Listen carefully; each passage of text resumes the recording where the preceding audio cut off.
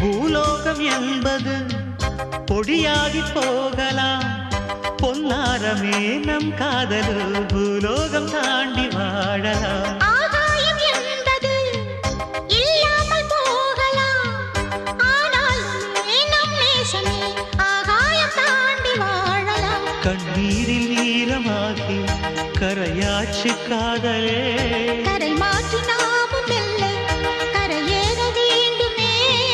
நாளை வரும் காலம் நம்மை கொண்டாடுமே. தாஜ்மஹால் தேவையில்லை அன்னமே அன்னமே, காடுமலை நதிகள் எல்லாம்